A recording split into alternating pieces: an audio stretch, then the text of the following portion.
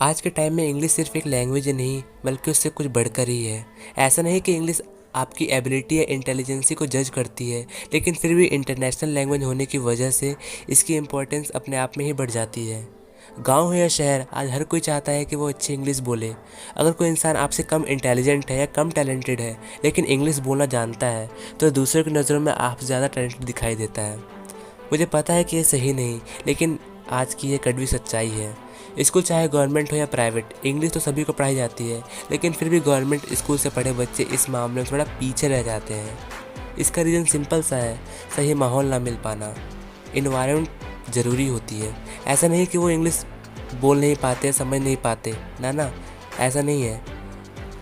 But हाँ, English बोलना और इंग्लिश समझना दो अलग अलग बातें हैं। तो चलिए देखते हैं आप क्यों इंग्लिश नहीं बोल पाते और इसमें क्या सुधार कर सकते हैं। First point, don't think about grammar. ज़्यादातर लोग जिनकी पहली भाषा हिंदी है या कोई दूसरी है और वे इंग्लिश में बात करना सीखना चाहते हैं, लेकिन कोशिशों के बाद भी ठीक से सफल नहीं हो पाते। ऐसा क्यों? क्योंकि वो इंग्लिश ग्रामर को सीखने पर ज़्यादा फोकस देते हैं और इंग्लिश ग्रामर के रूल्स में फंसकर ही रह जाते हैं। ध्यान से सुनना, जब कोई बच्चा पैदा होता है तो वो कोई भी भाषा बोलना नहीं जानता, लेकिन धीरे धीरे अपने आसपास की भाषा को सुनता है और उस भाषा को बोलना सीख जाता है। उसे ग्रामर नहीं सिखाई जाती, यहाँ तक कि आज भी हम हिंदी में भी सही ग्रामर का इस्तेमाल नहीं करते ना। ऐसा नहीं कि इंग्लिश ग्रामर का कोई महत्व नहीं है, लेकिन अगर आप इंग्लिश बोलना सीखना चाहते हैं तो इसका महत्व कम हो जाता है। ग्रामर की इम्पोर्टेंस एग्ज़ाम में ज़्यादा होती है। लगभग 95% लोग ग्रामेटिकली करेक्ट इंग्लिश नहीं बोलते। Second number, what others will think. बहुत से लोग इस बात से डर के या शर्म की वजह से दूसरों के साथ इंग्लिश में बात नहीं करते, क्योंकि उन्हें लगता है अगर उन्होंने कोई लाइन गलत बोल दी या ग्रामर का सही से यूज़ नहीं किया या कोई वर्ड गलत बोल दिया तो लोग उनका मजाक उड़ाएंगे। लेकिन असली में ऐसा होता ही नहीं। हाँ, हर किसी के मन में अपने लिए इनसिक्योरिटी की भावना रहती है, इसलिए सोचना बंद कर दो, जो आता है उसे खुलकर बोलो। Third number, think in English. आप में से बहुत से लोग हैं जो इंग्लिश बोलना चाहते हैं लेकिन एक गलती कर देते हैं। वो गलती है मन में हिंदी टू इंग्लिश ट्रांसलेशन करना और फिर जवाब देना। इसकी वजह से आपका दिमाग ऑटोमेटिक प्रोसेसिंग नहीं कर पाता।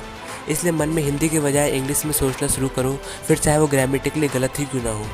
शुरुआत में ये काम थोड़ा बोरिंग या मुश्किल भी लग सकता है, लेकिन धीरे धीरे आपका दिमाग इसे एक आदत की तरह लेने लगेगा और एक ऐसा समय आएगा जब हिंदी की तरह इंग्लिश में भी जवाब ऑटोमेटिकली आएगा।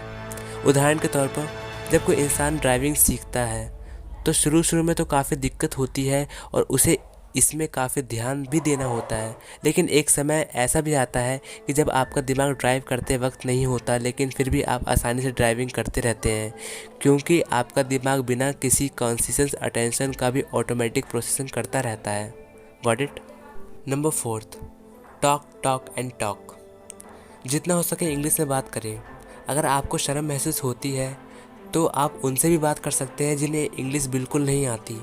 इससे आप कोई शर्म भी महसूस नहीं करेंगे, क्योंकि जो आप बोल रहे हैं उसे वैसे भी कुछ समझ आने वाला नहीं।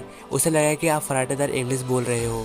इससे आपकी प्रैक्टिस भी हो जाएगी, झिझक भी निकल जाएगी और कॉन्फिडेंस भी बढ़ेगा। साथ ही उन लोगों से थोड़ी दूरी बनाएं जो आपको डिमोटिव करते हैं। ठीक है? Number 5, talk to customer care.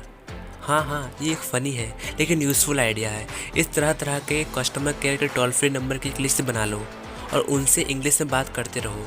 ना ही वो आपका फ़ोन काटेंगे और ना ही कमी निकालेंगे और आपको कॉन्फिडेंस लेवल भी बढ़ जाएगा। ऑलराइट, सो गाइस, इस वीडियो में मैंने आपको इंग्लिश कैसे 5 टिप्स बताए हैं जिससे आप अपनी इंग्लिश को इन्हेंस कर सकते हो। मैं मिलता हूँ आपसे नेक्स्ट वीडियो में। Till the time, bye bye and take care.